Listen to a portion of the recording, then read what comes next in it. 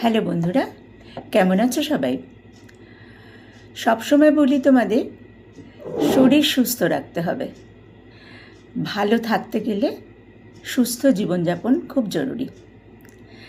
আর দেখো, অসুস্থ হয়ে থাকার থেকে একটু যদি আমরা সবাই মিলে একটু নিজেদের কেয়ার নিই, তাহলে আমরা সবাই সুস্থ থাকতে পারবো। সেই জন্য বলছি, মিষ্টি জাতীয় খাবার, চিনি জাতীয় খাবার একদম ছেড়ে দিতে হবে জীবন থেকে।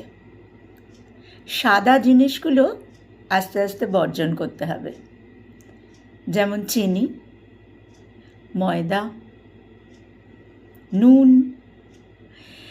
এগুলো আমাদের শরীরের জন্য ভীষণ ভীষণ ক্ষতিকারক।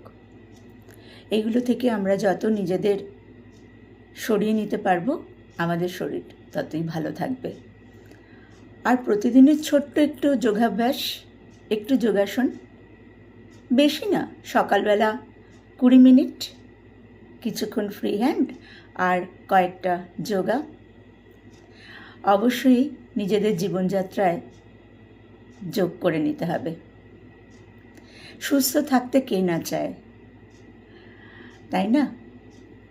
সুস্থ থাকলে মন ভালো থাকবে, আর মনটা ভালো থাকলে সব কিছুই ভালো লাগবে। সেই জন্য বলছি, সুস্থ থাকতে গেলে যোগাভ্যাস কিন্তু অবশ্যই করতে হবে। প্রতিদিন যোগা অবশ্যই করতে হবে। আর কিছু কিছু খাবার নিজেদের জীবন থেকে একদম বর্জন করে দিতে হবে।